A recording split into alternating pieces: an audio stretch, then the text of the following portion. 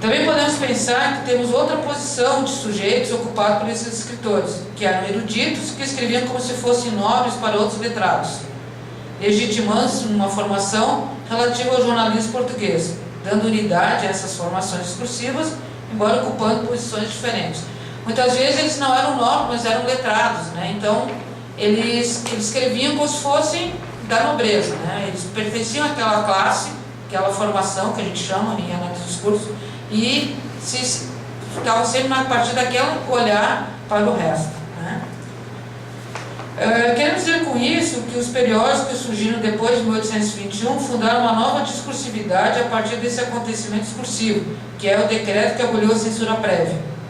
É o sentido do jornalismo brasileiro que rompe esse acontecimento. A partir desse acontecimento histórico e ideológico, os sentidos de jornalismo no e do Brasil começam a surgir, a ser reconhecidos.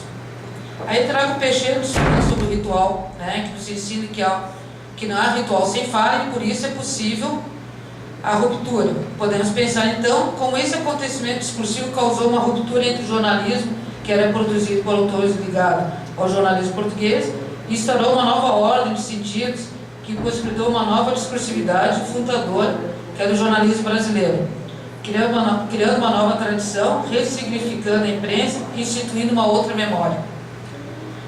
Entendemos que os jornais que circulavam a partir daquele ano trazem características que vão fundar o jornalismo brasileiro, sem deixar de trazer memória do jornalismo português. E muitos desses jornais também enviam a Constituição, as sessões da Constituinte, o número de deputados que participavam das assembleias, quem ia, quem não ia, também tinha isso em alguns jornais, também tinha correspondência marítima, a movimentação nos portos e tal. Mas eles traziam isso como movimentação e tal, como forma de serem reconhecidos e legitimados, para ter uma continuidade, sustentando assim um novo sentido, no sentido já existente. Pode passar. Aí eu trago o jornal O Espelho, que era um jornal áulico, né, que era ligado à corte. Ele traz notícias do Rio, e Lisboa também e tal, mas nesse jornal o Dom Pedro gostava muito de escrever e usava o pseudônimo, né? Ele usava o jornal muito para atacar os outros periódicos. Ele tem o Conciliador, também, que é do Visconde de Cairu. Eu só trouxe a primeira página, o primeiro número e tal, porque esse aí eu tenho várias edições, então fica mais complicado, né? Pode passar. O Macaco Brasileiro, esse que é todo escrito em metáfora, né? Ele usa uma outra discursividade, inclusive ele tem nota de rodapé nesse jornal, que é bem interessante, né? E o Correio do Rio de Janeiro, que é o outro, que é esse que foi que primeiro falou em liberdade. Então, dessa maneira fica evidente a contradição discursiva que existe entre uma formação desses dois jornalismos. Para Orlandi, uma das características do discurso fundador é a relação particular com a filiação, criando tradição de sentidos que se projetam para frente e para trás, trazendo o novo para o efeito de permanente. Então, os jornais que circulavam antes de 21 estavam numa formação dominante de âmbito público, legitimados pela corte, porque eram produzidos por eruditos e letrados. Aí eu trago de novo a Suzy falando sobre legitimar, que é trazer para a ordem do simbólico. A legitimação é uma forma que o poder tem de evitar o conflito explícito nas relações interpessoais, mantendo a ordem vigente. Então, ao momento que eles também traziam coisas, mesmo tipo de notícias, né, que tinham os outros, era uma maneira de se legitimar, de poder se manter circulando. Então, eles traziam movimentação marítima, Assembleia Constituinte e tal, mas era uma maneira de se permanecer. Os periódicos que surgiram após esse acontecimento estavam em outra formação, no âmbito privado, e buscavam se legitimar através do juridismo e o fizeram rompendo com os padrões de jornalismo português.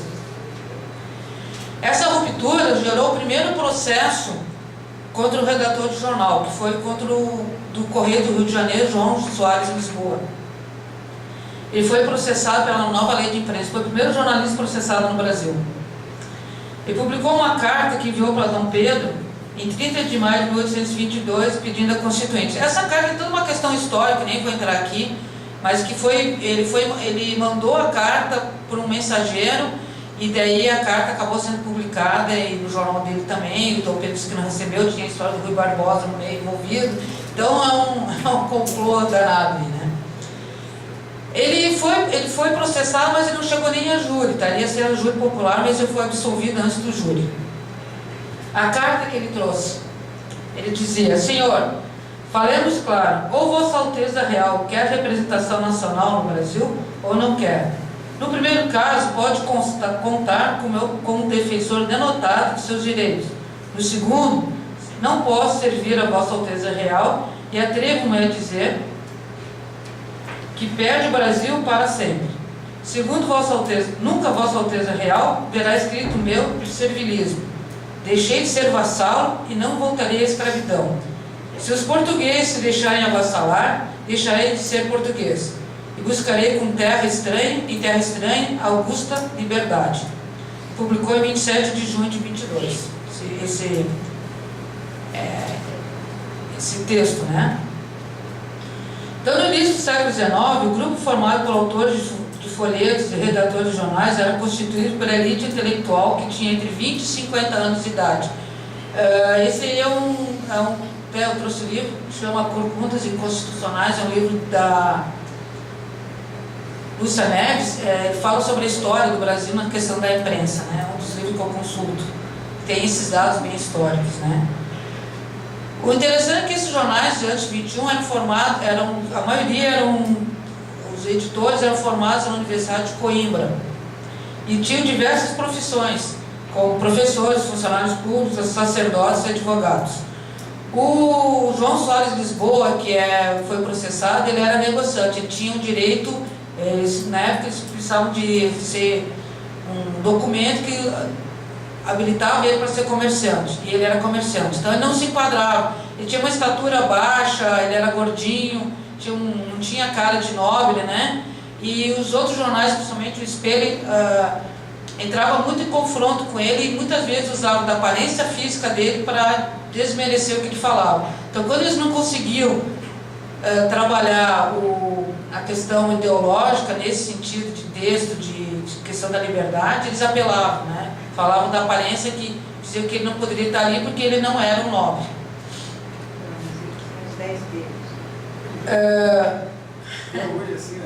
O Correio do Rio de Janeiro circulou em duas fases. A primeira, porque eu estou trazendo esse pedaço aqui porque ele foi processado.